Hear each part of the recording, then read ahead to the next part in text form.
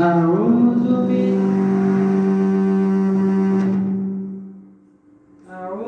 بالله من الشيطان الرجيم. بسم الله الرحمن الرحيم. الله ولي الذين آمنوا يخرجهم من الظلمات والذين كفروا أولياؤهم الطاغوت يخرجونهم من النور إلى الظلمات أولئك أصحاب النار هم فيها خالدون. ألم تر إلى الذي حاج إبراهيم في ربه أن آتاه الله الملك إذ قال إبراهيم ربي الذي يحيي ويميت قال أنا أحيي وأميت قال إبراهيم فإن الله يأتي بالشمس من المشرق فأت بها من المغرب فبهت الذي كفر والله لا يهدي القوم الظالمين. أو كالذي مر على قرية وهي خاوية على عروشها قال أنى يحيي هذه الله بعد موتها فأماته الله 100 عام ثم بعث قال كم لبثت قال لبثت يوما أو بعض يوم قال إن لبثت 100 عام فانظر إلى طعامك وشرابك لم يتسنه وانظر إلى حمارك ولنجعلك آية للناس وانظر إلى العظام كيف ننشزها ثم نكسوها لحما فلما تبين له قال أعلم أن الله على كل شيء قدير. صدق الله العظيم.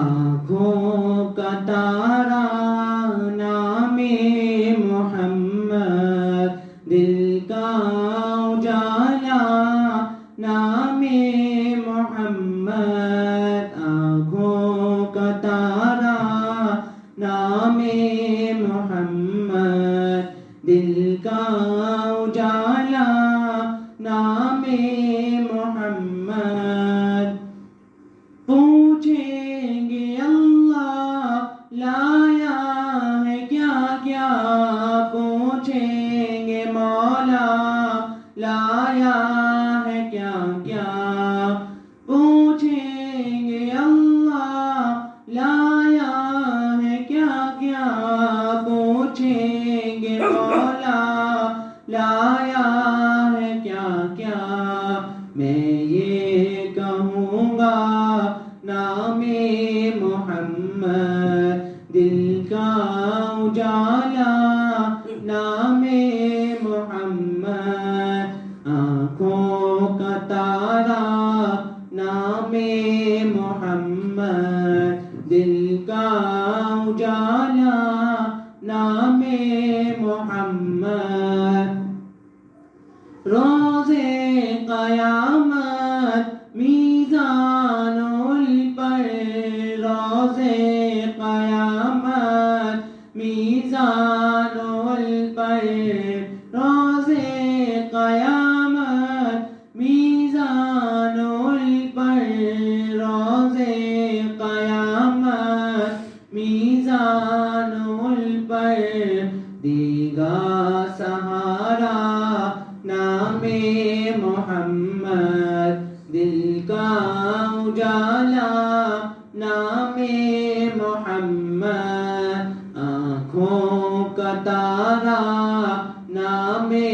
محمد دل کا اجالا نام محمد.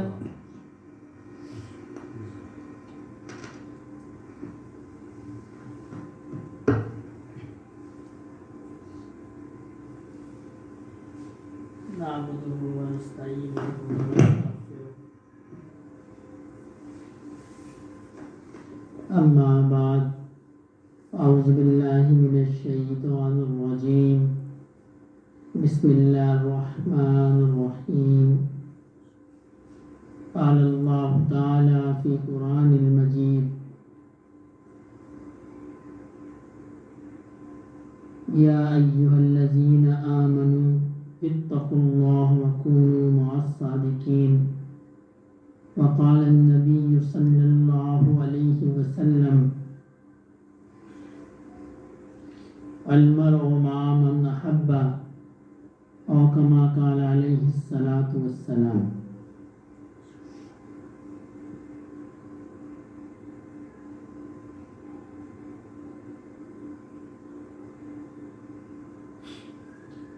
اللہ رب العزت نے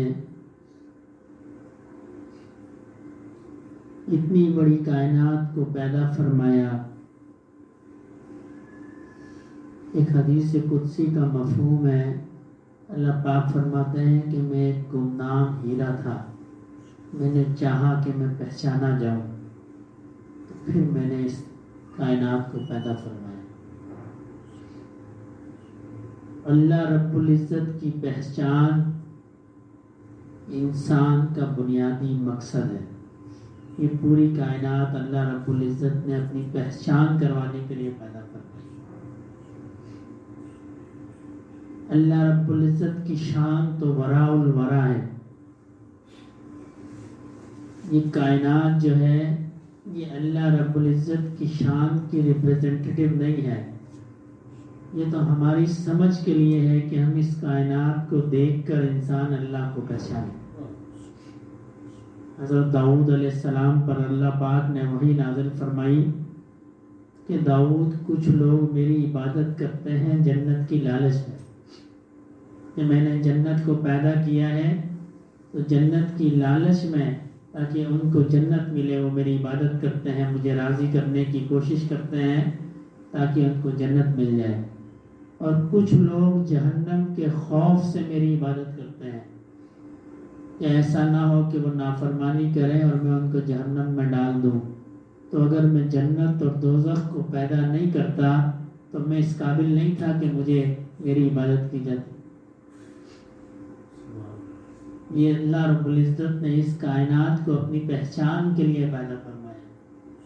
اور جس بندے کو اللہ کی پہچان آ گئی وہ بندہ دنیا میں کامیاب ہو.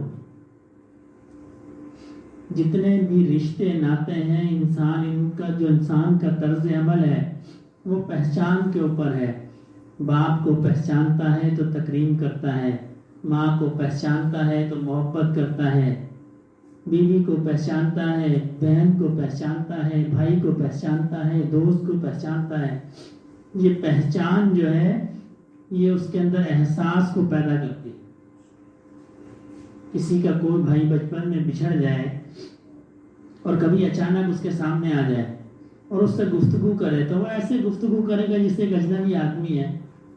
اور وہی اگر کہہ دے کہ جی میں تمہارا وہ والا بھائی ہوں جو بچپن میں بچھڑ گیا تھا، تو کیا ہوگا؟ اس کے اندر جذبات پیدا ہوں گے، احساس پیدا ہوگا، گلے لگا لے گا، روئے گا، اس کو پیار کرے گا. حالانکہ وہی شخص تھا جو تھوڑی دیر پہلے آپ سے باتیں کر رہا تھا. اس وقت ایسی کوئی کیفیت نہیں تھی، اس لیے کہ پہچان نہیں تھی. حضرت یوسف علیہ السلام کے زمانے میں حضرت نے خواب دیکھا کہ 7 بیلیں ہیں، موٹی اور 7 سوکھی. کسی نے خواب دیکھا تو اس کی تعبیر حضرت یوسف علیہ السلام نے یہ دی کہ 7 سال خوب بارشیں ہوں گی اور 7 سال تنگی ہوگی. تو بادشاہ کو کہنے لگے کہ مجھے آپ خزانہ میرے حوالے کر دیں، میں اس کا انتظام کر لوں گا. اور اس کی ترتیب یہ کی کہ جن 7 سالوں میں خوب بارشیں ہوئی، خوب فصل ہوئی، تو بڑے بڑے گودام بنا لیے ان میں اس گندم کو ذخیرہ کر لیا. پھر جن 7 سالوں میں قحط سالی ہوئی تو پھر کوٹا سسٹم، کوٹا لوگوں کا تھا مخصوص، اور لوگ آتے تھے اور گندم لے کے چلے جاتے تھے. یہ جو گندم کو محفوظ کرنے کا طریقہ ہے یہ حضرت یوسف علیہ السلام کے زمانے میں ایجاد ہوا. حضرت نے فرمایا اس طرح اس کو محفوظ کرو، اس کے خوشے الگ نہیں کرو، اس کو خوشوں سمیت جو پھل ہے اس کے اوپر جو خوشے ہوتے ہیں جو اس سمیت اس کو محفوظ کرو تو یہ محفوظ رہے. آج بھی سائنس اس طریقے کو استعمال کرتی ہے. اگر گندم کو نکال لیا جائے دانوں کو تو وہ زیادہ عرصے محفوظ نہیں رہتا. تو باری باندھی لوگ آتے تھے، اپنے اپنے حصے کی گندم لیتے تھے اور چلے جاتے تھے.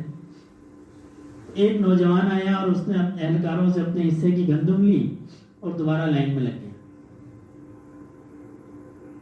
جب دوبارہ لائن میں لگ گیا، جب آپ دینے والے کے پاس پہنچا تو اس نے پہچان لیا کہ بھائی، اس کو کہنے لگا تم وہی ہو جو پہلے جس نے گندم لی تھی. پکڑ کے حضرت یوسف علیہ السلام کے پاس لے گیا. اس نے فرمایا بھائی ہم نے تمہیں پہچان لیا، تم پہلے بھی ہم سے گندم لے کے جا چکے ہو. اس نے کہا آپ نے مجھے پہچانا نہیں، آپ نے مجھے پہچانا نہیں. اگر آپ مجھے پہچان لیتے تو آپ مجھے گندم دینے سے منع نہ کرتے بلکہ اس سے بھی زیادہ گندم دیتے. حضرت کو فرمایا بھی ایسی کون سی تم میں خاص بات ہے؟ کہنے لگا حضرت میں وہ بچہ ہوں جس نے آپ کی پاک دامنی کی گواہی دی، میں وہ بچہ ہوں. تو حضرت بہت خوش ہوئے، پہچان گئے، بہت خوش ہوئے. میں جتنا مال لے کے جانا ہے، جتنی گندم لے کے جانی ہے لے جاؤ. تو ہم نے اللہ کو پہچانا نہیں ہے. اگر ہم اللہ کو پہچان لیتے تو آج ہمارے یہ معاملات نہ ہوتے جو معاملات ہمارے. نہ ہمیں کوئی ادب آیا، نہ ہمیں کوئی تمیز آئی، نہ ہمارے دل کے اندر کوئی احساس پیدا ہوا. ہم نے ایسا معاملہ اللہ سے رکھا جیسا بندہ اجنبی سے رکھتا ہے. نماز کا حکم ہوا، بس کھڑے ہو گئے نماز میں. نہ کوئی محبت ہے، نہ آنکھوں سے آنسو جاری ہوئے، نہ دل نے اس کی تصدیق کی، نہ دل میں رکت جاری ہوئی. یہ اللہ کا نام ہے. ایسی اللہ کی بندے سے محبت ہے.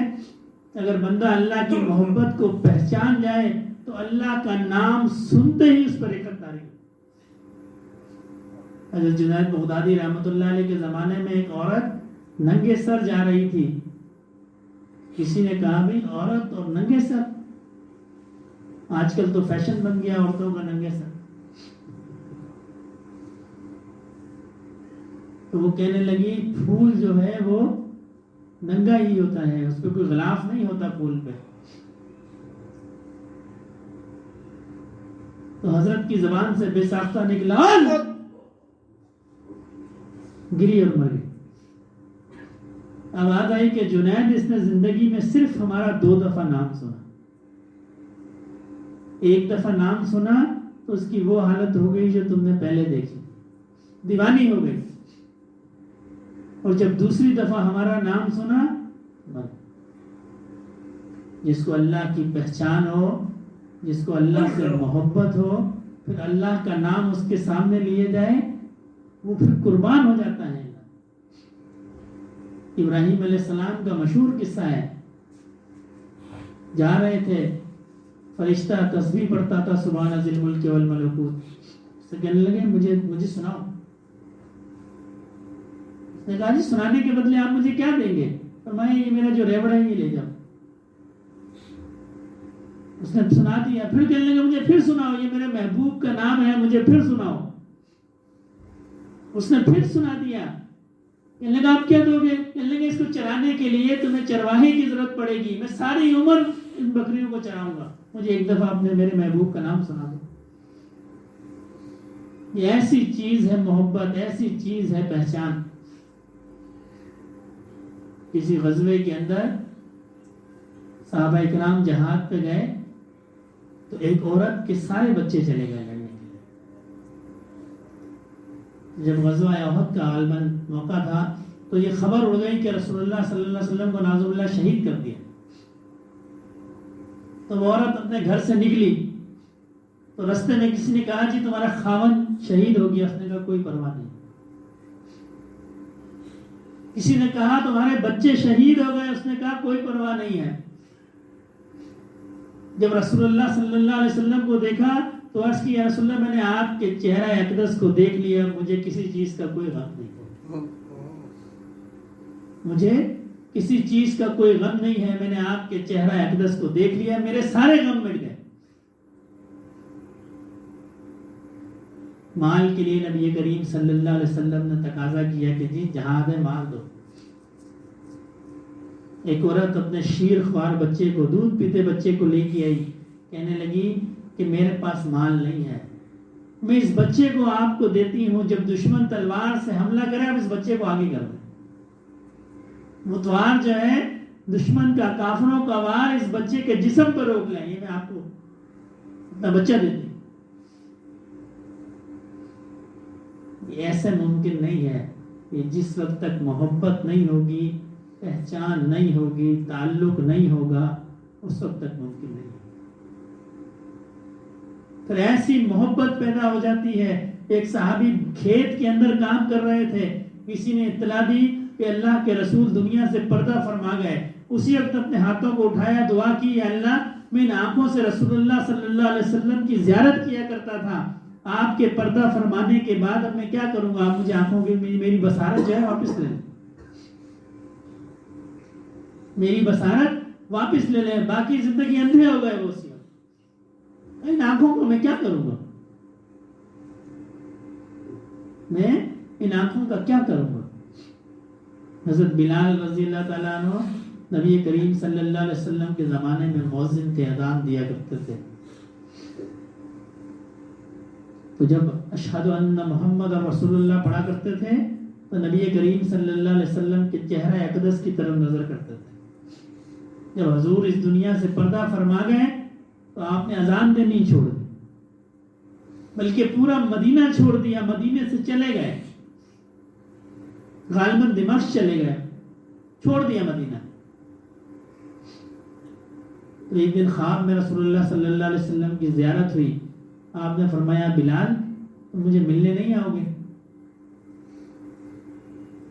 تو صبح اٹھے اور بس پھر اونٹنی کو دوڑایا، جو ہفتوں کا سفر تھا اس کو دنوں میں کر لیا، اس کو دنوں میں طے کر لیا، روزہ رسول پہ آ کے کھڑے ہو گئے۔ حضرت حسن اور حسین نے درخواست کی کہ آج آپ اذان دیں، کیا کریں، اذان دیں۔ صحابہ کرام نے کہا تو آپ نے منع کر دیا، فرمایا میں اذان نہیں دے سکتا، مجھ میں ہمت نہیں ہے، مجھ میں اذان دینے کی ہمت نہیں ہے۔ حضرت حسن اور حسین نے جب فرمایا کہ آپ اذان دیں، پھر انہوں نے مسجد نبوی کے اندر اذان دی، اور جب اشہد ان محمد رسول اللہ پہ پہنچے تو غش کھا کے گرے اور بے ہوش ہو۔ یہ جو پہچان ہوتی ہے نا، یہ جو یاد ہوتی ہے، یہ تعلق بناتی ہے، تعلق۔ غالباً حضرت عمر کا دور حکومت تھا، حضرت ابو صدیق غالباً 3 سال دور حکومت رہا، حضرت عمر کا دور حکومت تھا، جب حضرت بلال نے اذان دی پورا مدینہ مسجد نبوی کے اندر آ گیا۔ وہ اذان جو ہے، اس اذان نے رسول اللہ صلی اللہ علیہ وسلم کے عہد کی یاد دلا دی۔ یہ پہچان ہے، یہ تعلق ہے، یہ محبت ہے۔ جب ایسا تعلق اور ایسی محبت بنتی ہے پھر کام بنتا ہے، یہ زبانی دعووں سے کام نہیں بنتا، یہ زبانی دعووں سے کام نہیں بنتا، تعلق اور محبت سے کام بنتا ہے۔ جب محبت ہو جاتی ہے پھر عمل آسان ہو جاتا ہے، پھر عمل آسان ہو جاتا ہے۔ اسی لیے اللہ والے کیا کرتے ہیں، بندوں کے دل میں اللہ کی محبت ڈالتے ہیں بس، اور کچھ بھی نہیں کرتے۔ وَكُونُوا مَعَ الصَّادِقِينَ، اس میں کسی عمل کا حکم نہیں ہے کہ جی بڑے بڑے عمل کرو، کسی عمل کا حکم نہیں ہے، صرف ساتھ بیٹھنے کا حکم ہے، تاکہ وہ محبت جو ہے وہ سالک کے سینے میں بھی آ جائے۔ جو محبت سینے میں آ جائے گی پھر سارے کام آسان ہو جائیں گے، سارے معاملات آسان ہو جائیں گے. یہ سارا محبت کا کھیل ہے. بس وہ دنیا کا کام ہو یا دین کے کام ہو، یہ سارے محبت کے کھیل ہیں. جس کو مال سے محبت ہے وہ دنیا کے کاموں میں مستغرق ہے. جس کو اللہ اور اس کے رسول سے محبت ہے وہ دین کے کاموں میں مستغرق ہے. یہ محبت کا کھیل ہے نا.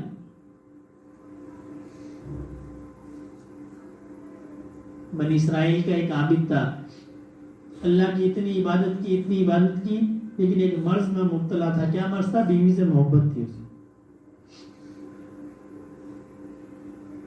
بیوی سے اس کو محبت تھی.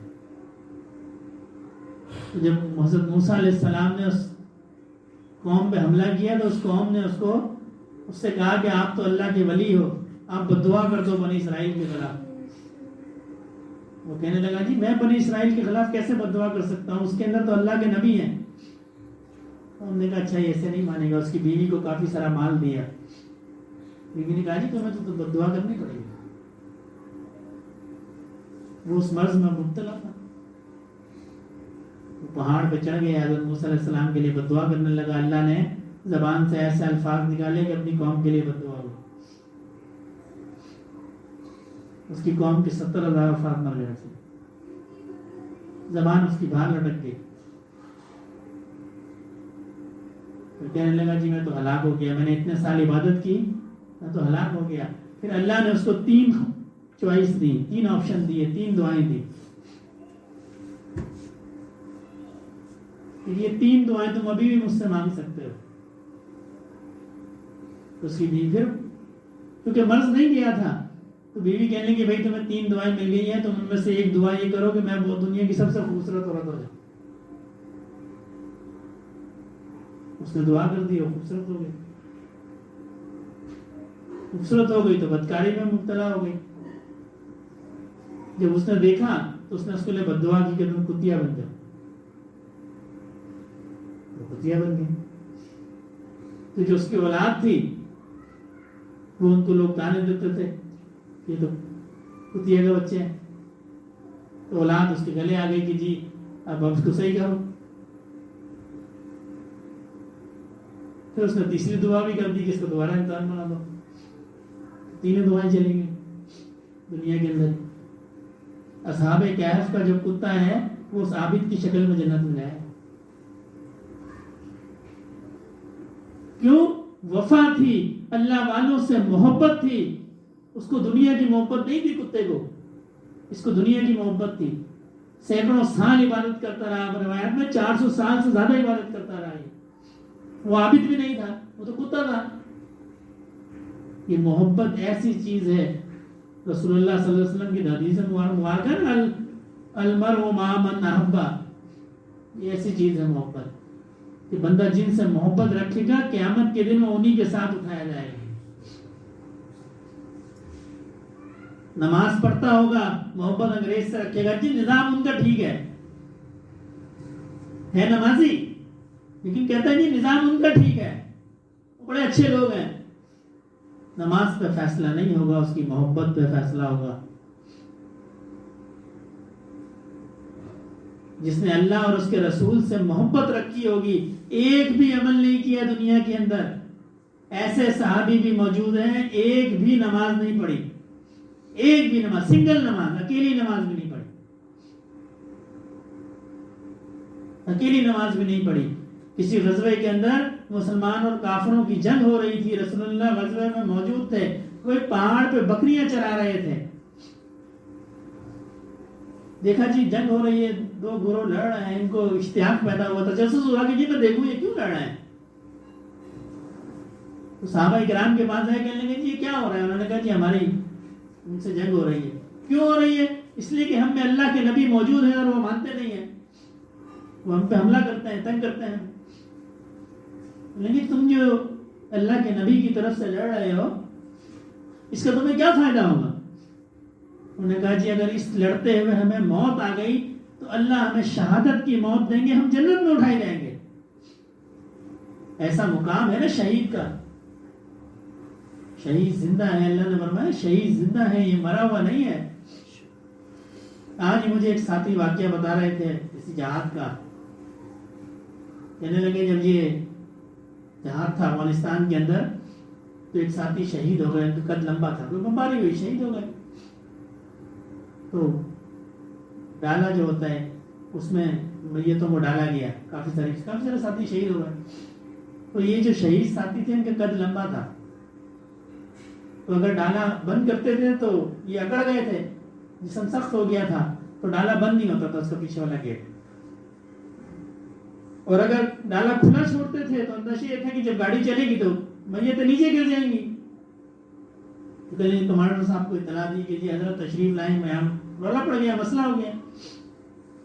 میں نے کمانڈر صاحب آئے، پوچھا بھی کیا ہوا؟ انہوں نے کہا جی ایسا ایسا معاملہ ہے، ہمارے اس کو اگر ہم بند کرتے ہیں تو یہ بند نہیں ہوتے، ان کی تو لاتے جسم اکڑ گیا ہے، اور اگر کھلا چھوڑتے ہیں تو اندیشہ یہ ہے کہ باقی شہیدوں کی لاشیں نیچے گر جائیں گی. کہنے لگے وہ کمانڈر صاحب ان کے چہرے پہ ہاتھ پھیرا شہید کے، کہنے لگے بیٹا تمہاری وجہ سے دوسروں کو تکلیف ہوتی ہے، بیٹا تمہاری وجہ سے دوسروں کو تکلیف ہوتی ہے. یہ کہہ کے انہوں نے ان کی ٹانگوں کو موڑا تو ٹانگیں موڑ گئی. کہنے لگے ڈالا بند کی منہ دے دو. یہ جو شہید ہیں یہ زندہ ہیں، اللہ نے ان کو زندہ رکھا ہے. یہ ہمیں سمجھ نہیں ہے، ایک برزخی حیات ہے جو ہر مسلمان کو حاصل ہے، ہر بندے کو حاصل ہے، وہ نیک ہو یا بد ہو. قبر کے اندر اگر بد ہے تو اس کو عذاب ملے گا، نیک ہے تو اس کو. لیکن یہ جو شہید کی حیات ہے یہ اس سے افضل ہے، اور انبیاء کرام کی حیات ان سے بھی افضل ہے. شہید کے بارے میں اللہ نے فرمایا ہم کو رزق بھی دیتے ہیں، رزق بھی دیتے ہیں. وہ کہنے لگے کہ ہم رسول اللہ کی میت میں لڑیں گے اور ہم شہید ہو جائیں گے تو اللہ ہمیں جنت میں اٹھائیں گے. حضرت ابو ہریرہ رضی اللہ تعالیٰ عنہ سے روایت ہے، فرمایا قرآن کی کچھ آیات ایسی تھی جو بعد میں منسوخ ہو گئی، ان میں اس بات کا ذکر تھا کہ فرشتوں کی ارواح کو اور شہیدوں کی ارواح کو اللہ جنت کے اندر پرندوں کی شکل میں پھراتے دراتے.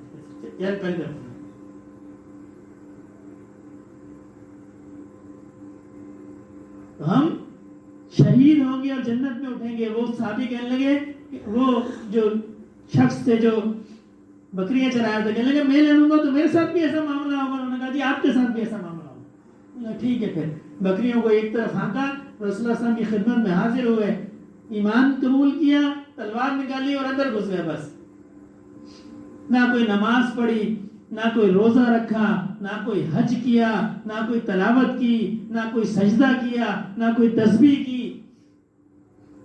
کچھ بھی نہیں کیا.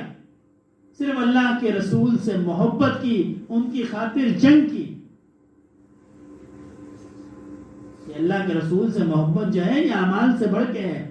اللہ اور اس کے رسول سے محبت یہ اعمال سے بڑھ کے ہے.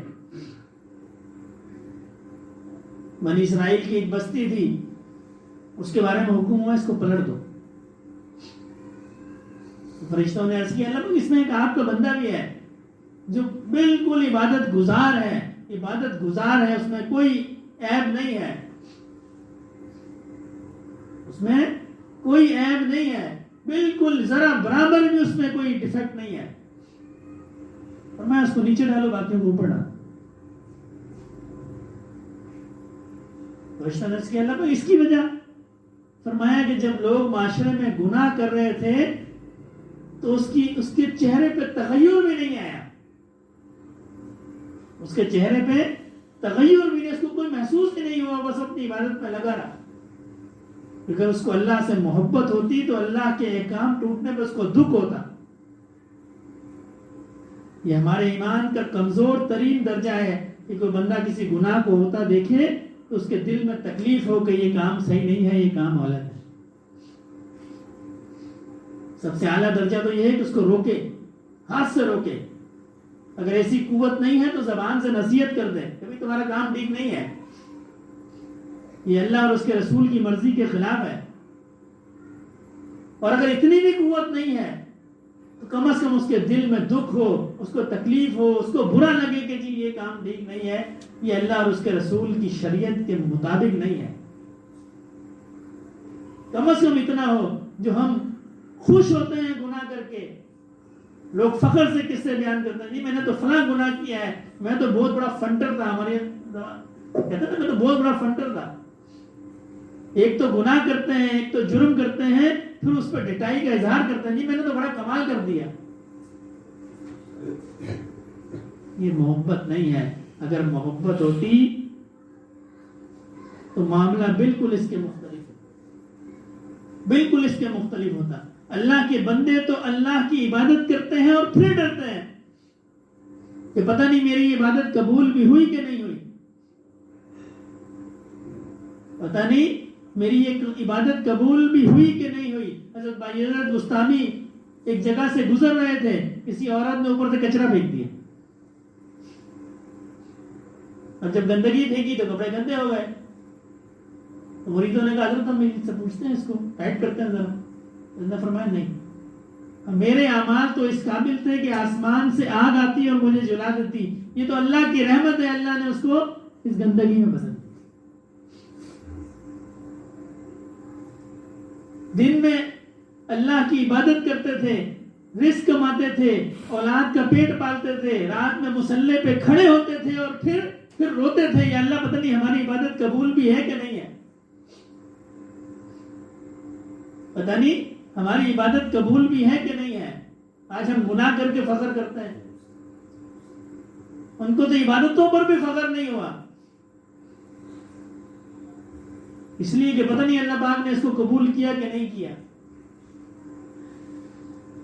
اگر ساری رات کی عبادت، ساری زندگی کی عبادت اللہ کے سامنے پیش ہو اور فرمائے کہ بھئی ہم نے تو اس کو قبول نہیں کیا،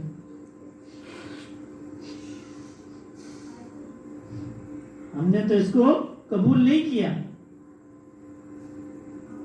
عبادت کر کے بھی بندہ فخر نہ کرے، گناہ کر کے فخر کرنا تو بہت دور کی بات ہے.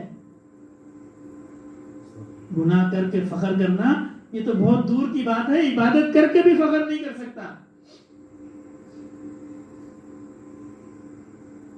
ایک بزرگ کئی مسجد سے باہر نکلے، کوئی گناہگار بندہ بھی ان کے ساتھ ہو گیا. آسمان پہ ایک بادل آیا، دھوپ کا وقت، دوپہر کا وقت تھا، اور وہ اس نے ایک آدمی کے ساتھ ساتھ چلنا شروع کیا. اب دونوں جا رہے ہیں، اوپر آپ بادل جا رہے ہیں. وہ جو نیک آدمی تھا اس کے دل میں خیال آیا کہ دیکھو میں چونکہ نیک آدمی ہوں تو یہ بادل میرے لیے دیکھو مجھے سایہ کر رہا ہے، یہ بادل مجھے سایہ کر رہا ہے.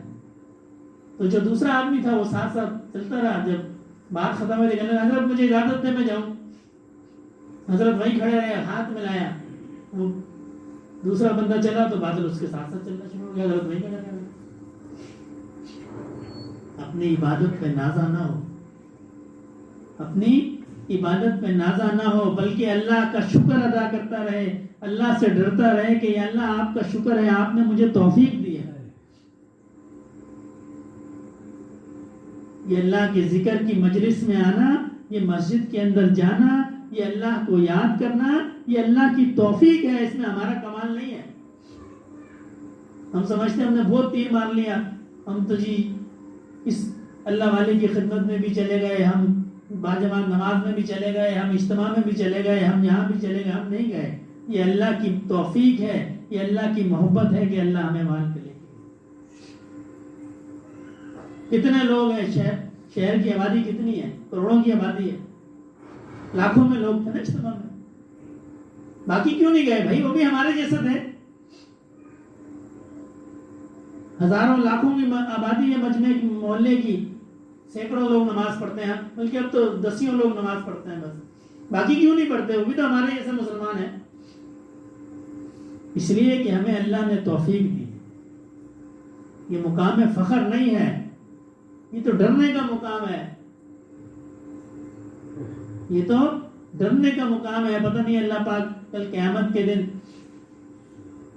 کیا معاملہ ہو ہماری عبادت کے ساتھ. تو ہر وقت بندہ اللہ سے ڈرتا رہے، اللہ کے سامنے جھکا رہے. بس ایسے زندگی گزارے جیسے قیدی گزارتا ہے. قیدی، اس میں بڑا دلچسپ نکتہ ہے، حدیث مبارکہ ہے، مومن کی زندگی ایسا ہے جیسے قید خانہ ہے.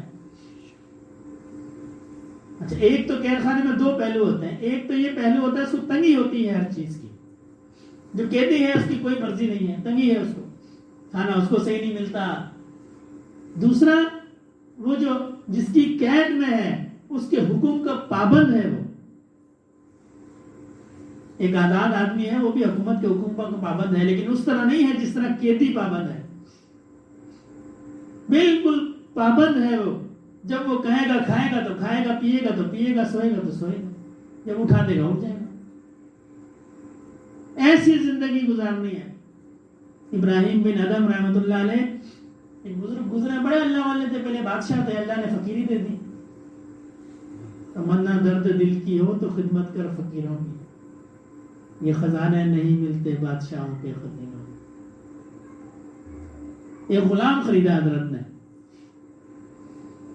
اس غلام سے کہنے لگے تمہارا کیا نام ہے؟ نے کہا حضرت میں تو غلام ہوں، آپ جو نام رکھیں گے وہ میرا نام ہے، آپ جس نام سے پکاریں گے وہی میرا نام ہے. پوچھا اچھا بھائی تمہاری پسند کیا ہے، کیا کھاتے ہو؟ اس نے کہا حضرت غلام کی کیا پسند، جو کھلائیں گے کھا لیں گے، پہننے میں کیا پسند ہے، جو پہنائیں گے پہن لیں گے.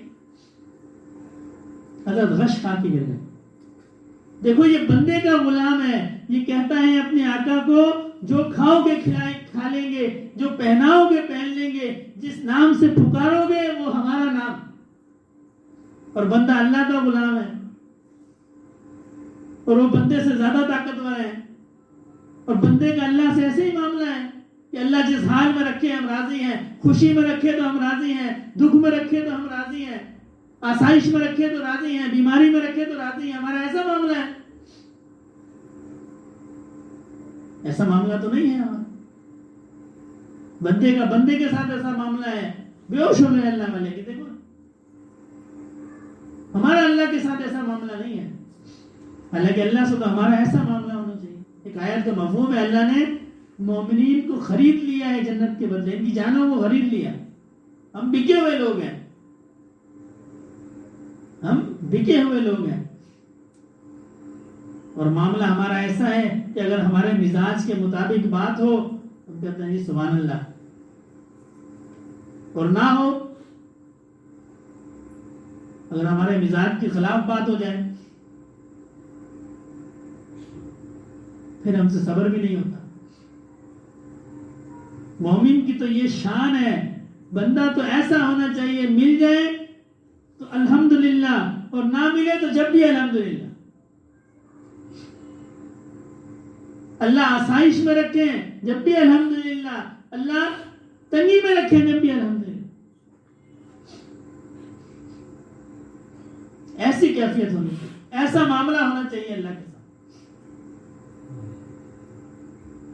اور ایسا معاملہ کب ہوگا؟ جب اللہ سے محبت ہوگی، جب ہمیں سمجھ آ جائے گی بات، جب دل متوجہ ہو جائے گا. کیفیات کا تعلق جو ہے یہ دل سے ہے، دماغ سے نہیں ہے. دماغ سے سوچوں کا تعلق ہے. اچھا خاصا بندہ ہوگا تو اداس سے پوچھے جی کھانا کھاؤ گے؟ نہیں جی میرا دل نہیں کہتا. میں نے پتا ہے کھانے کے یہ فوائد ہیں، نہیں کھاؤں گا تو یہ نقصان ہے، سب پتا ہے، دماغ کو سارا پتا ہے. یہ کہتا ہے جی میرا دل نہیں کرتا. کیفیات کا تعلق اللہ نے دل سے رکھا ہے. عام طور پہ لوگ سمجھتے ہیں، سائنس کہتی ہے ہم دماغ سے سوچتے ہیں، حالانکہ اللہ نے دل کے اوپر بھی ایسے خلیے بنائے ہیں جو سوچتے ہیں. یہ بھی ایک سائنسدان تھا نا جو کرسی پہ بیٹھا رہتا تھا، کیا نام تھا اس کا؟ اسٹیفن ہاکنگ، اس طرح کچھ نام ہے اس کا، ابھی کچھ عرصے پہلے مرا ہے وہ. اس کو ایک مرض تھا، اس کے دل کے اوپر جو خلیات ہیں جو انسان کی کیفیات کو کنٹرول کرتے ہیں، حرکات کو کنٹرول کرتے ہیں، وہ فیل ہو گئی. اس وقت سائنسدانوں کو یہ پتہ چلا کہ صرف دماغ کنٹرول نہیں کرتا جسم کو، دل کنٹرول کرتا ہے جسم کو. اس کا دماغ بالکل ٹھیک تھا. پھر بعد میں سائنسدانوں نے کچھ اس میں مشینری لگائی اور وہ جو سوچتا تھا وہ کمپیوٹر پر ڈسپلے ہو جاتا تھا. اس نے بڑی کتابیں بھی لکھی معذوری کی حالت میں، ابھی کچھ عرصے پہلے فوت ہوا ہمارے.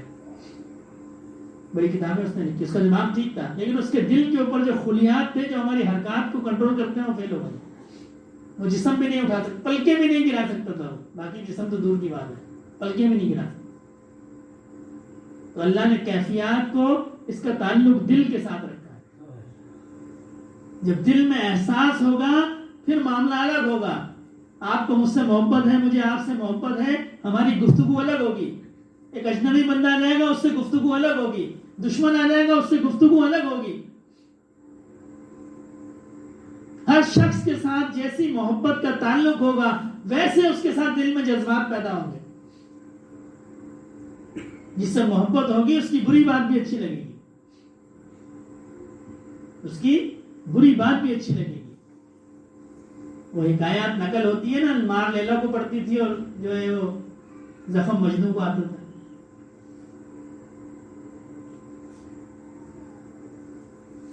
کہیں میں نے پڑھا کہ لیلا جب مر گئی تو مجنوں کو بتایا نہیں کون سی قبر ہے. اس نے مجنوں سے کہا لیلا کی قبر کون سی؟ اس نے کہا میں تمہیں دکھاتا ہوں.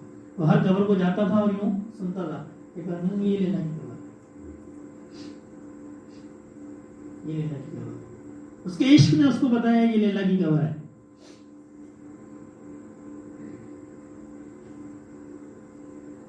بکھرے موتی ایک کتاب ہے, مولانا یونس پالن پوری نے لکھی ہے. حضرت نے اس میں لکھا کہ مجنوں کو مجنوں کیوں کہتے ہیں.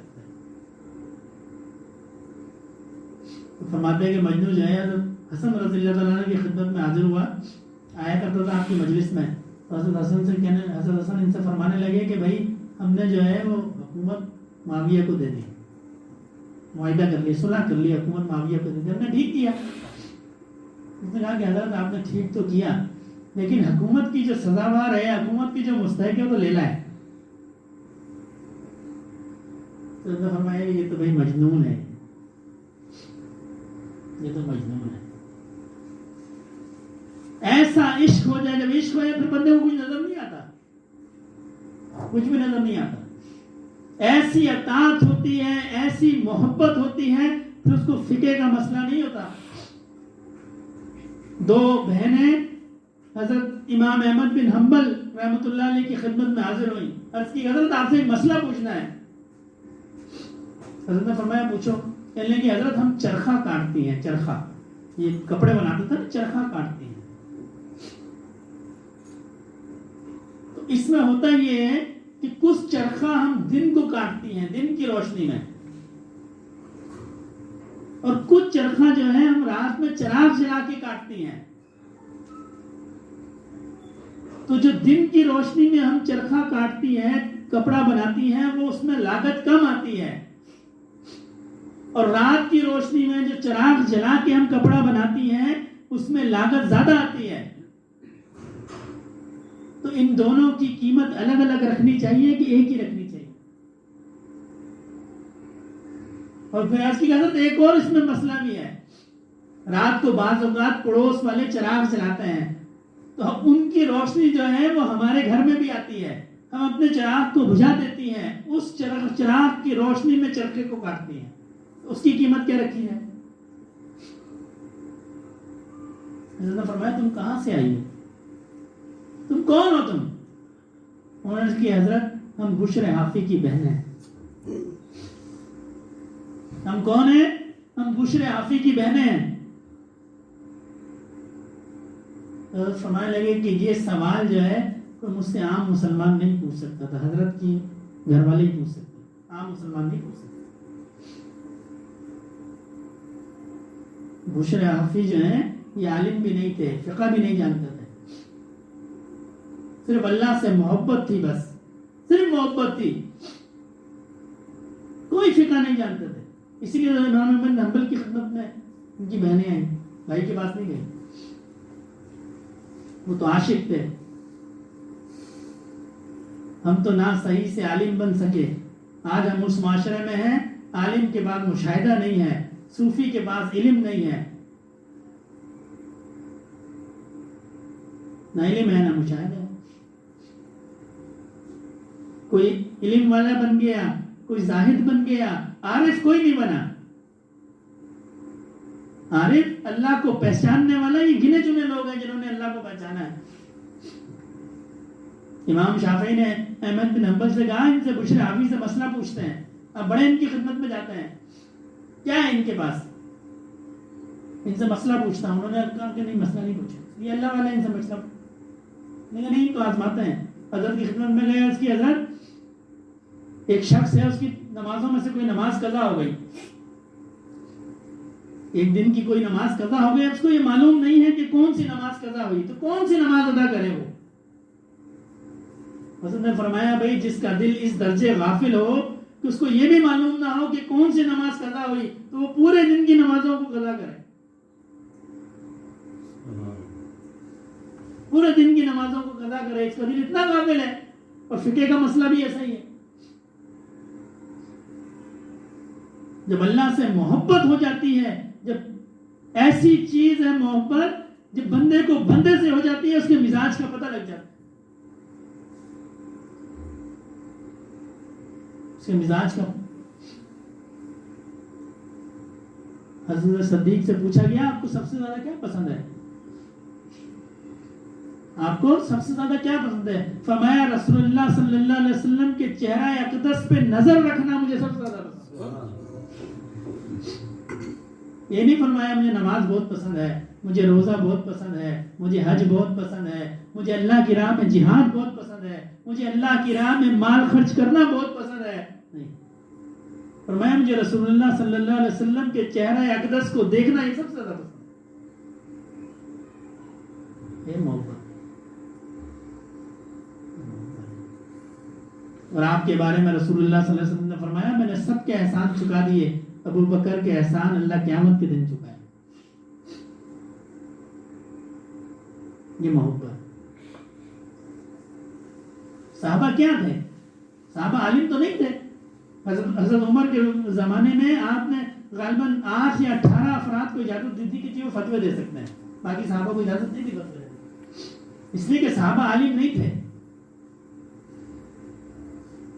سب سارے مسئلے سارے صحابہ نے یاد نہیں رکھے۔ حضرت عبداللہ بن عباس سے کوئی مسئلہ پوچھتے تھے تو آپ کہتے تھے حسن بصری سے پوچھو، حضرت عبداللہ بن عمر سے کوئی مسئلہ پوچھتا تھا آپ کہتے تھے سعید بن مسیب سے پوچھو، تابعی تھے دونوں۔ اس نے عرض کی کہ حضرت آپ سعید بن مسیب کے پاس کیوں بھیج دیتے ہیں؟ اور میں بھائی انہوں نے مسئلے یاد رکھے ہیں، بھول گئے، لیکن جو فضیلت عبداللہ بن عمر رضی اللہ تعالیٰ عنہ کو حاصل ہے وہ سعید بن مسیب کو بھی حاصل ہے نہیں ہے، اس لیے کہ ان کے پاس صحبت تھی، ان کے پاس محبت تھی، انہوں نے رسول اللہ صلی اللہ علیہ وسلم کے چہرہ اقدس کو دیکھا۔ کہاں سے لائے گا کوئی آنکھیں جو رسول اللہ کے چہرہ اقدس کو دیکھیں؟ آج لوگ صحابہ پہ بھونکتے ہیں،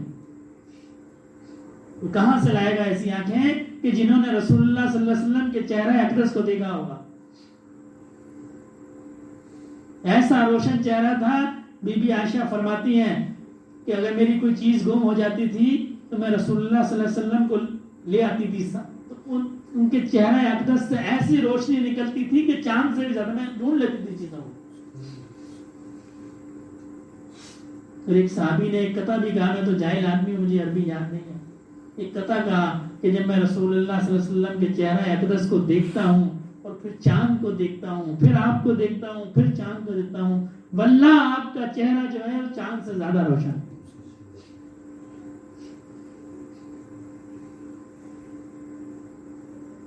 ایسے روشن چہرے والے،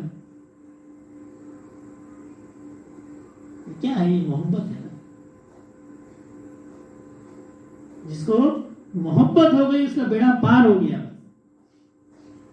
اسی لیے میں نے بعض کتابوں میں پڑھا تصوف کی، وہ کہتے ہیں کہ صوفیہ کہتے ہیں جس کو عشق مجازی ہو نا، کسی انسان سے محبت ہو، اس کو ہمارے پاس لے آؤ، وہ جلدی اوپر نکل جائے گا۔ اس لیے کم از کم محبت تو سیکھی اس نے،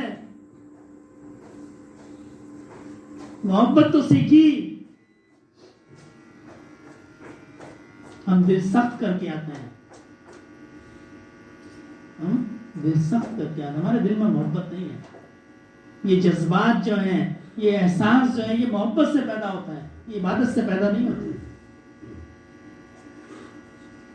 شیطان نے اتنی عبادت کی، پورے روئے زمین کا کوئی چپا ایسا نہیں ہوگا جہاں شیطان نے عبادت نہیں۔ عبادت سے پیدا نہیں ہوتی، محبت سے پیدا ہوتی۔ اتنی عبادت کے بعد بھی مردود ہو گیا، اس نے کہ محبت نہیں کی۔ اگر اس نے عشق کیا ہوتا، حضرت ابو بکر صدیق کے کیا عشق، جب معراج سے نبی صلی اللہ علیہ وسلم تشریف لائے اور آپ نے معراج کا واقعہ بیان فرمایا تو لوگ جو ہے وہ حضرت صدیق کی خدمت میں آئے کفار تمسخر اڑانے کے لیے، کہنے لگے ایسا ہو سکتا ہے کوئی شخص رات کو گیا اور آسمان بھی گھومے اور اللہ سے بھی ملاقات ہوئی اور واپس بھی آ گیا اور وقت گزرے نہیں ہو سکتا؟ جی آپ کے دوست کہتے ہیں، ایسا ہی کہتے ہیں، ہو سکتا ہے، ہو سکتا ہے، اس تصدیق کی بنیاد پہ آپ کو صدیق کا لقب ہو سکتا ہے، میرا دوست کہتا ہے تو ہو سکتا ہے۔ اور جب رسول اللہ کی خدمت میں حاضر ہوئے، آپ نے فرمایا صدیق میں معراج پہ گیا، میں سدرۃ المنتہا پہ جبرائیل نے کہا آگے نہیں میں جا سکتا، میرا اور آپ کا اتنا ہی ساتھ تھا، میں اس سے آگے نہیں جا سکتا۔ تو حضرت صدیق رونے لگ گئے، عرض کی کہ رسول اللہ اگر میں جبرائیل کی جگہ ہوتا میں آپ کو منع نہ کرتا، پر میرے جل جاتے لیکن میں آگے ضرور جاتا، میں یہ نہ کہتا کہ جی میں آگے نہیں جا سکتا۔ ایسی محبت، یہ محبت جو ہے محبت پہ مقام ہے، خالی دعوے نہیں جو دعوے ہم کرتے ہیں محبت کی اللہ اور اس کے رسول سے، دعوے ہیں، محبت تو عمل کرتی ہے، عمل کراتی ہے، عمل کراتی ہے۔ ایک صحابی تھے، ان کی شادی نہیں ہوتی تھی،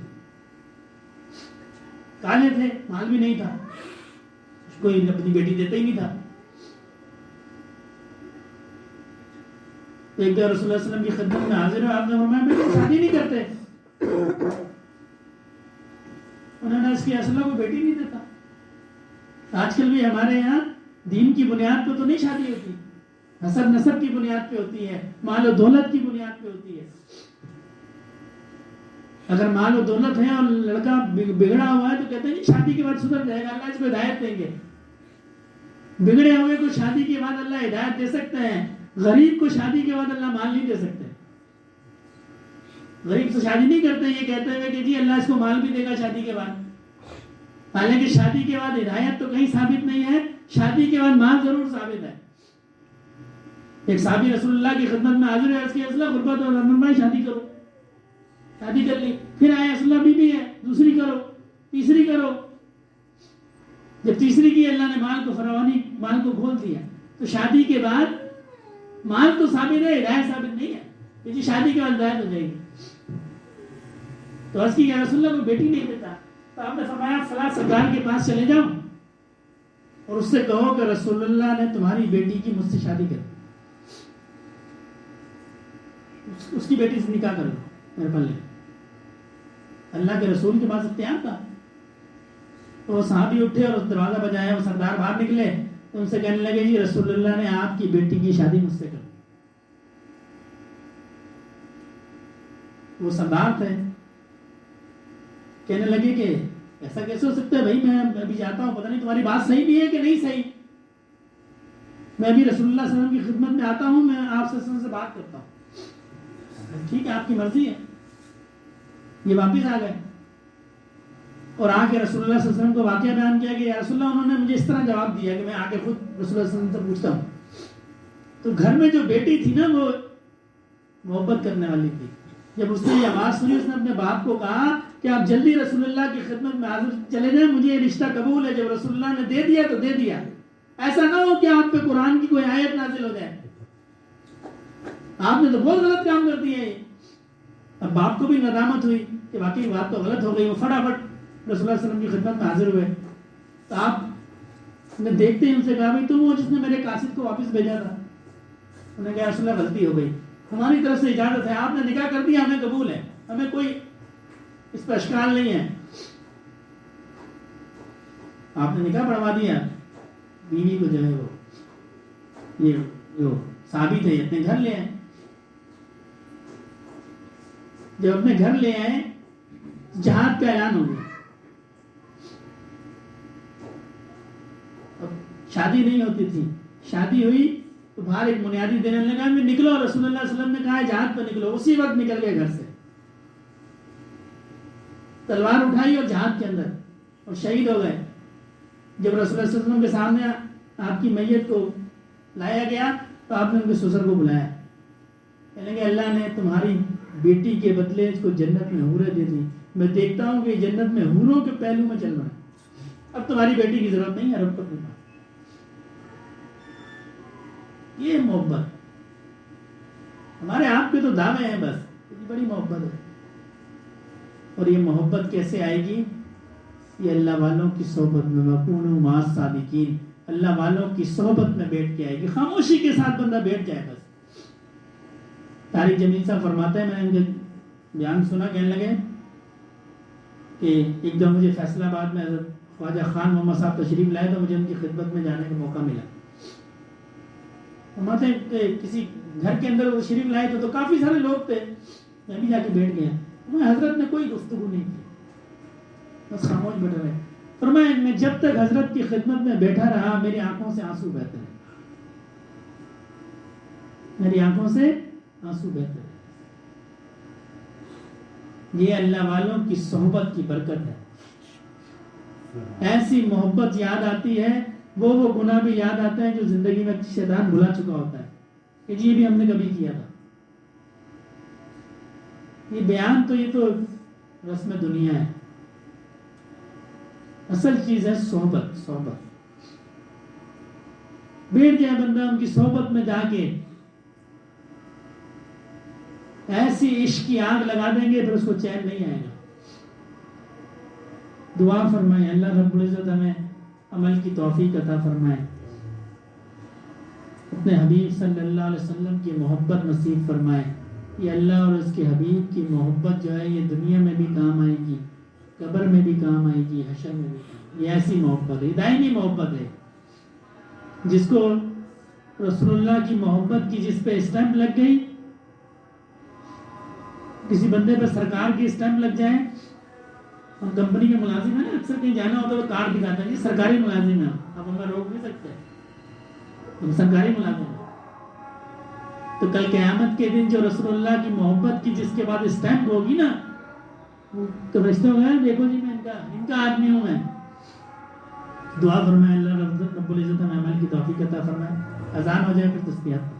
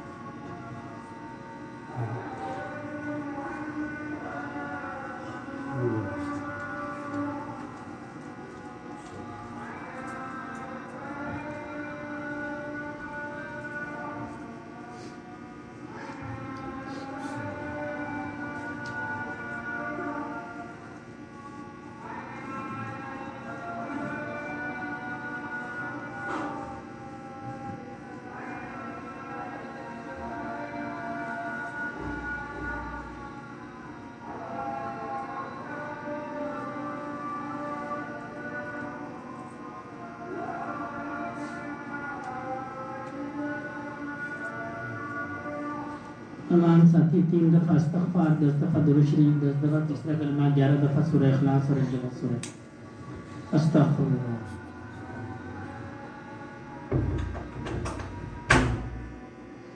سبحان اللہ والحمد للہ ولا الہ الا اللہ واللہ اکبر ولا حول ولا قوة.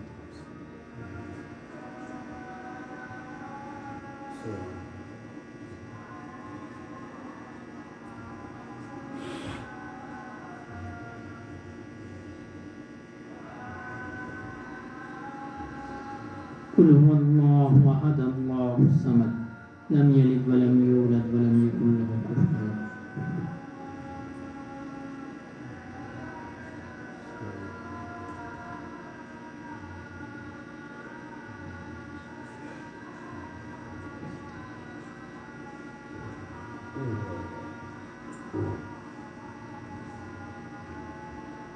صلی اللہ علیہ طه وبارک وسلم.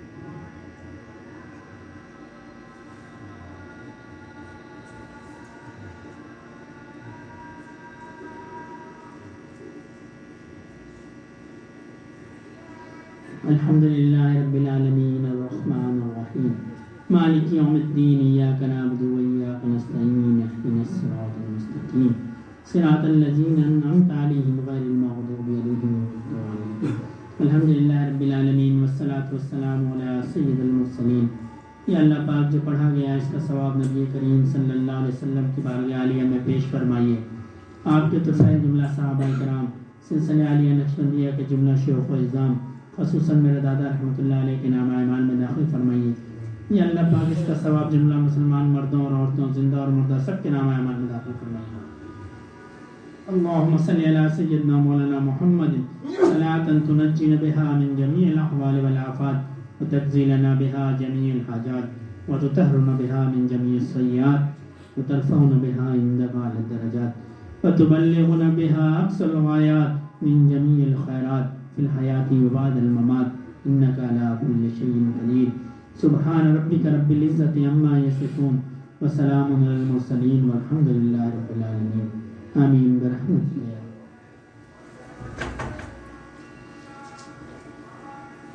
ساتھی آنکھوں کو بند کر لیں، اپنی توجہ دل کی طرف اور دل کی توجہ اللہ رب العزت کی ذات کی طرف.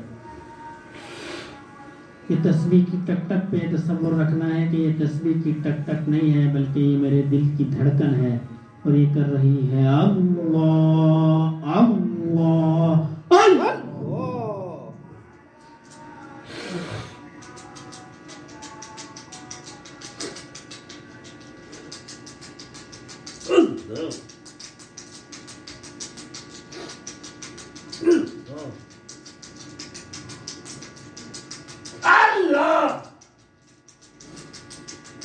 إنما المؤمنون الذين إذا ذكر الله وجلت قلوبهم وإذا تليت عليهم آياته زادتهم إيمانا وعلى ربهم يتوكلون الذين يقيمون الصلاة ومما رزقناهم ينفقون. الله الله الله الله. ذکر گو تا تیرا جانست پاکیے دل سے ذکر رحمان است. اللہ مومنا ذکر خدا بسیار گو مومنا ذکر خدا بسیار گو تابعابی درد و عالم آبرو.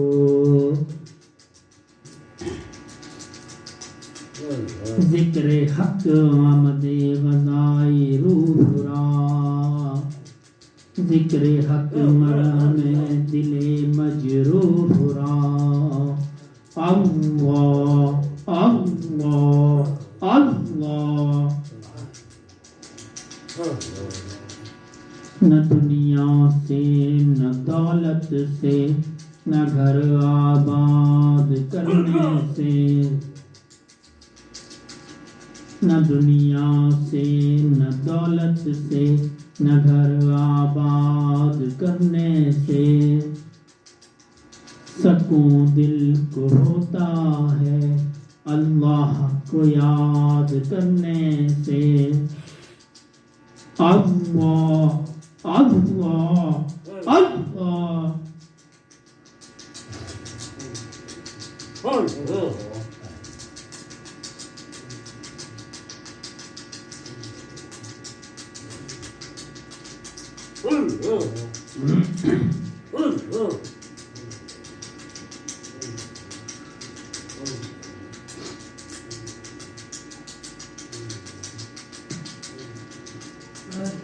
Allah Allah Allah.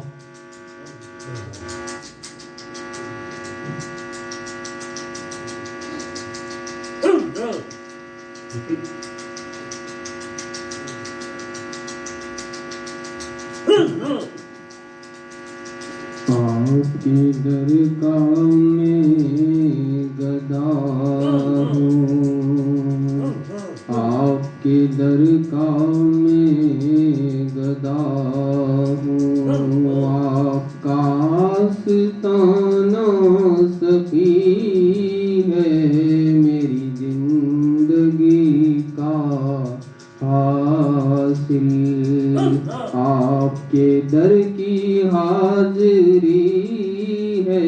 آپ کے درگاہ میں گدا ہوں یہ صحیح کہ پرخطا ہوں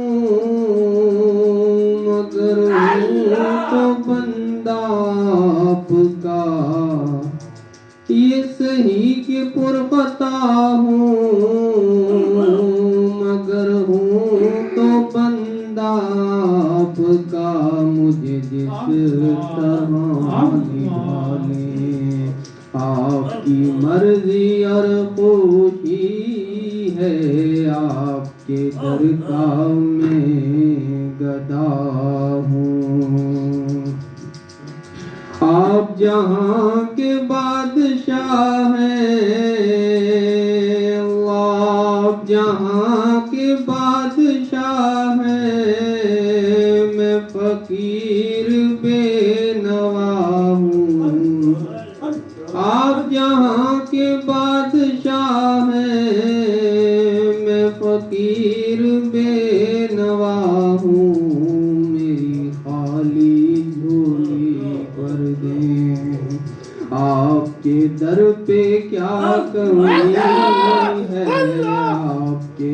درگاہ میں گدا ہوں آپ کے عشق میں عبادت مجھے رات آ گئی ہے آپ کے عشق میں عبادت مجھے رات آ گئی ہے آپ کا نام ہے وظیفہ اللہ کا نام ہے وظیفہ آپ کی یاد بندگی ہے آپ کے درگاہ میں گدا ہوں تجھے کیا خبر ہے زاہد میری سجدارجیوں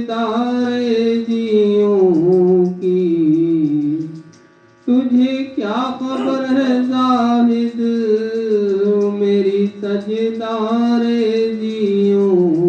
کی میرا سر وہاں جھکا ہے میرا سر وہاں جھکا ہے جہاں ختم بندگی ہے آپ کے درگاہ میں گدا ہوں آپ کے درگاہ میں گدا ہوں آپ کا آستانہ سخی ہے میری زندگی کا حاصل آپ کے در کی حاضری ہے آپ کے درگاہ میں گدا ہوں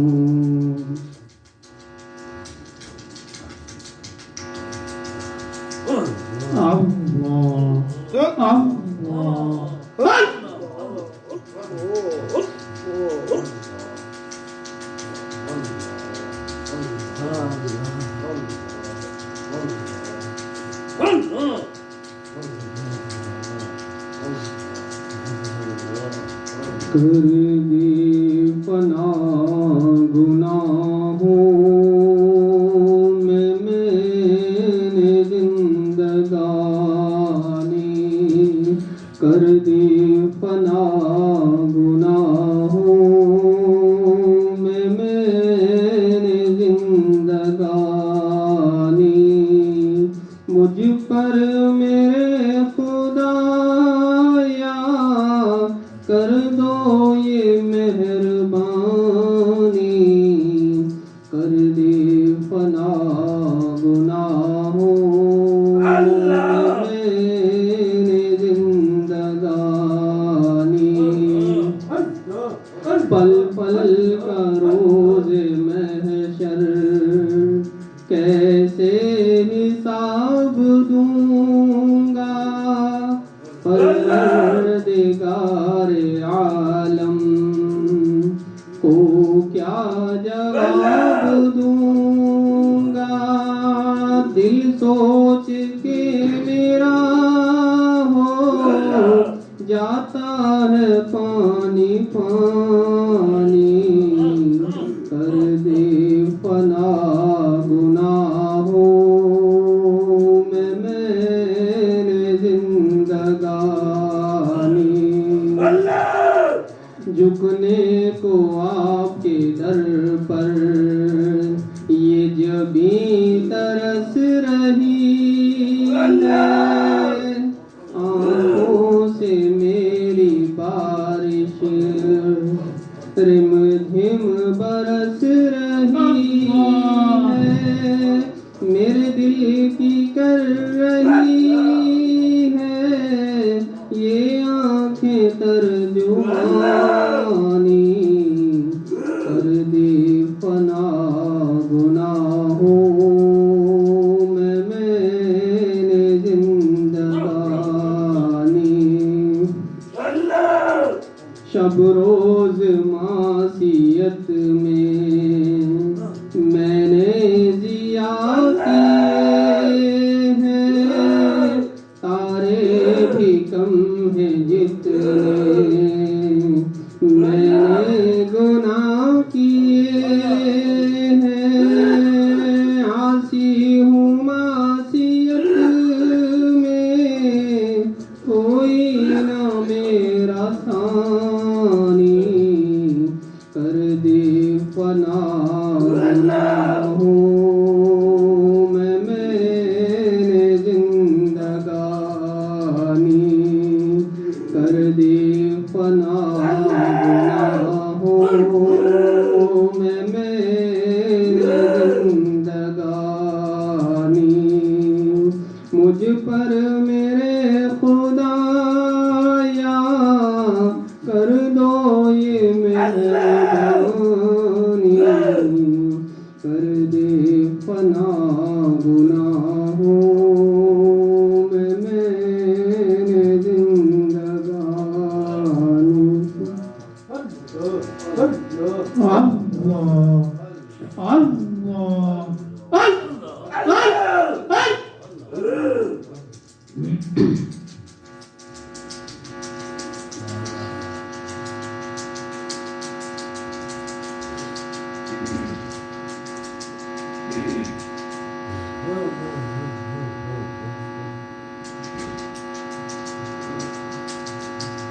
آپ کی آستاں پہ آئے، آپ کی یاد کھینچ لائی، آپ کی آستاں پہ آئے، آپ کی یاد کھینچ لائی، رکھے خدا سلامت آپ کے در سے آشنائی، رکھے خدا سلامت آپ کے در سے آشنائی، میں کبھی جو ڈگمگایا، میں کبھی جو لڑکھڑایا، میں کبھی جو ڈگمگایا، میں کبھی جو لڑکھڑایا، آپ کی مستی نظر ہی مجھے تھامنے کو آئی، آپ کی مستی نظر ہی مجھے تھامنے کو آئی،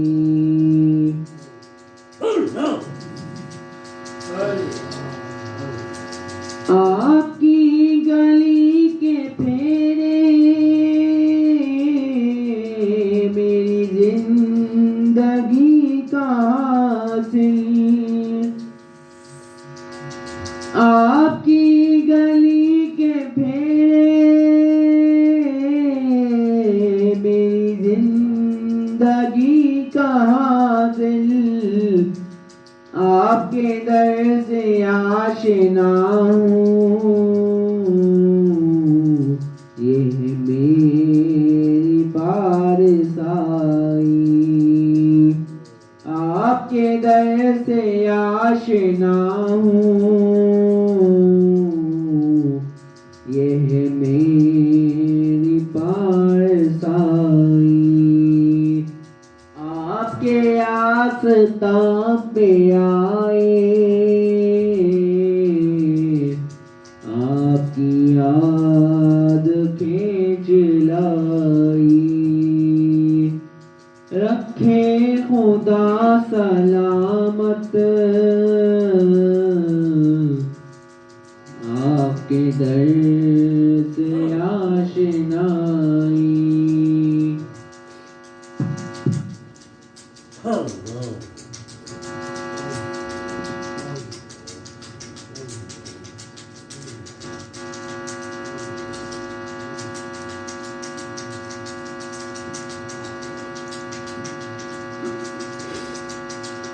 نام اللہ کا عقیدت سے لیے جاتا ہوں نام اللہ کا عقیدت سے لیے جاتا ہوں ہر قدم پر انہیں سجدے بھی کیے جاتا ہوں ہر قدم پر انہیں سجدے بھی کیے جاتا ہوں نام اللہ کا عقیدت سے لیے جاتا ہوں کوئی دنیا میں میرا مونس و غم خوار نہیں کوئی دنیا میں میرا مونس و غم خوار نہیں ان کی رحمت کے سہارے پہ جیے جاتا ہوں ان کی رحمت کے سہارے پہ جیے جاتا ہوں زندگی نام ہے اللہ پہ مر مٹنے کا زندگی نام ہے اللہ پہ مر مٹنے کا یہ سبق سارے زمانے کو دیے جاتا ہوں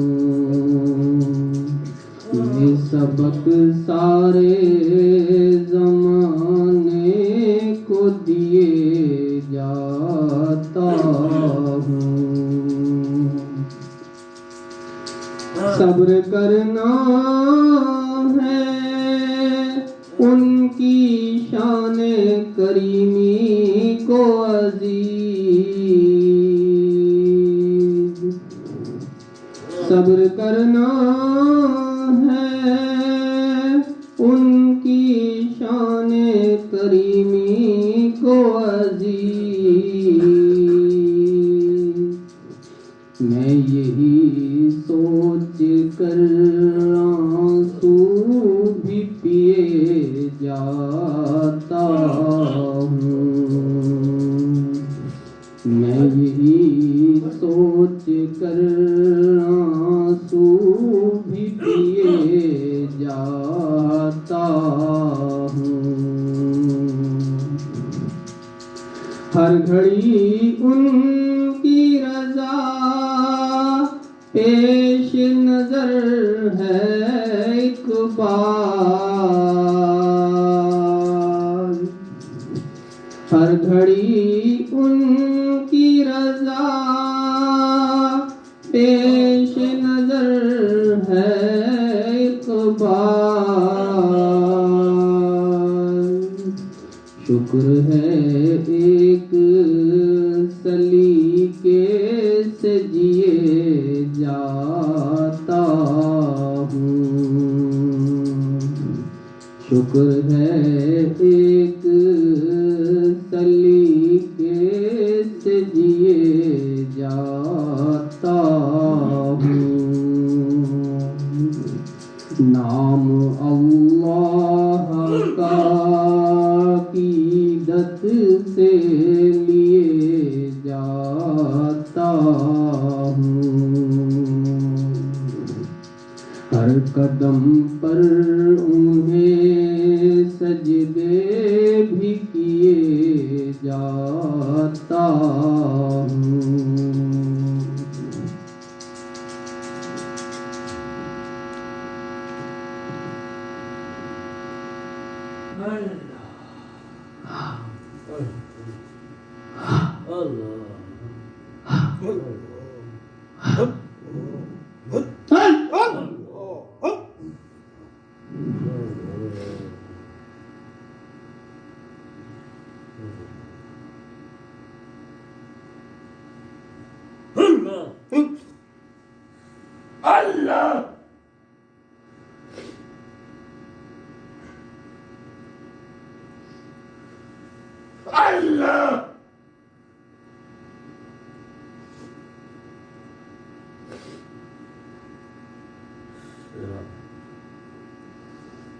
دعائے خیر الحمدللہ رب العالمین الرحمن الرحیم مالک یوم الدین ایاک نعبد و ایاک نستعین اهدنا الصراط المستقیم صراط الذین انعمت علیہم غیر المغضوب علیہم ولا الضالین ربنا ظلمنا انفسنا وان لم تغفر لنا وترحمنا لنكونن من الخاسرین ربنا لا تؤاخذنا إن نسينا وأخطأنا ربنا ولا تحمل علينا إصرا كما حملته على الذين من قبلنا ربنا ولا تحملنا ما لا طاقة لنا به واعف عنا واغفر لنا وارحمنا أنت مولانا فانصرنا على القوم الكافرين ربنا لا تزغ قلوبنا بعد إذ هديتنا وهب لنا من لدنك رحمة إنك أنت الوهاب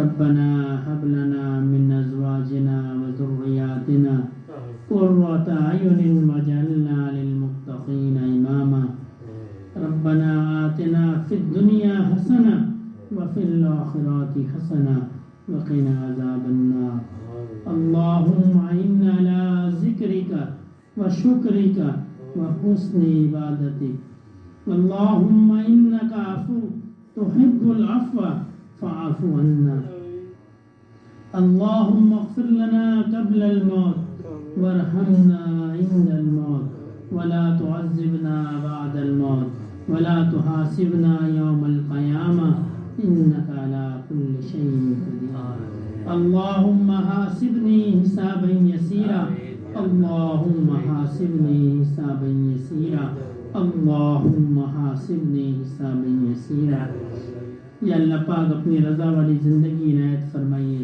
یا اللہ پاک رضا کی حالت میں موت عطا فرمائیے، یا اللہ پاک ہمارے گناہ چھوٹے ہوں یا بڑے ہوں، ظاہری ہوں یا خفیہ ہوں، یا اللہ پاک آپ کی رحمت سے بڑے ہوئے نہیں ہیں، یا اللہ پاک اپنی رحمت سے ہمارے سارے گناہوں کو معاف فرمائیے، یا اللہ پاک ہمیں نبی کریم صلی اللہ علیہ وسلم کے دین پہ چلنے کی توفیق عطا فرمائیے، یا اللہ پاک ہماری اولادوں کو نیک بنائیے، ہمارے گھر والوں کو نیک بنائیے، ہمارے دوست احباب رشتہ داروں کو نیک بنائیے۔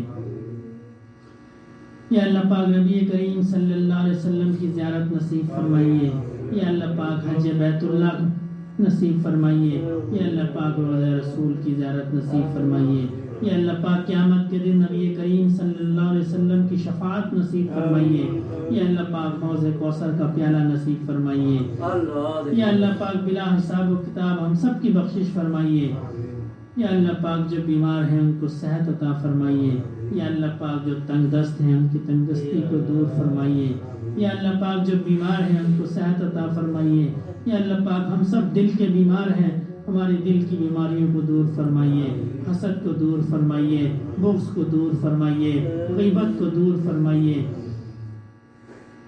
یا اللہ پاک جن کو اولاد نہیں ہے ان کو نیک صالح اولاد عطا فرمائیے، یا اللہ پاک جو اولاد نرینہ کی نعمت سے محروم ہیں ان کو نیک صالح وارث عطا فرمائیے، یا اللہ پاک جن بچے بچیوں کی رشتوں کا مسئلہ ہے یا اللہ پاک ان کے جوڑ کے رشتے عطا فرمائیے، یا اللہ پاک جو مانگ سکے وہ بھی عطا فرمائیے، جو نہ مانگ سکے وہ بھی عطا فرمائیے، یا اللہ پاک ہم نے اپنے گمان کے مطابق مانگا، آپ اپنی شان کے مطابق عطا فرمائیے، یا اللہ پاک اس مجمع میں کوئی آپ کا نیک بندہ ہوگا یا اللہ پاک جس کی آمین آپ کو پسند ہوگی، یا اللہ اس آمین کی برکت سے ہماری دعاؤں کو قبول فرمائیے، یا اللہ پاک ہماری دعاؤں کو قبول فرمائیے، یا اللہ پاک جہاں جہاں دین کا کام ہو رہا ہے وہ جہادی مراکز ہوں، تبلیغی مراکز ہوں، خانقاہیں ہوں، یا اللہ پاک ان میں برکت عطا فرمائیے، ان کی حفاظت فرمائیے، ہمارے شیوخ، ہمارے اساتذہ، ہمارے والدین کی عمروں میں برکت عطا فرمائیے، یا اللہ پاک جو اس دنیا سے چلے گئے ان کی قبور کو جنت کے باغوں میں سے باغ بنائیے۔ اللہم صلی علی سیدنا مولانا محمد صلاة تنجینا بها من جمیع الاحوال والآفات وتقضی لنا بها جمیع الحاجات وتطہرنا بها من جمیع السیئات وترفعنا بها عندك اعلی الدرجات وتبلغنا بها اقصى الغایات من جمیع الخیرات فی الحیاة وبعد الممات انك على كل شيء قدیر۔ سبحان ربك رب العزة عما يصفون وسلام على المرسلین والحمد للہ رب العالمین، آمین برحمتک یا ارحم الراحمین۔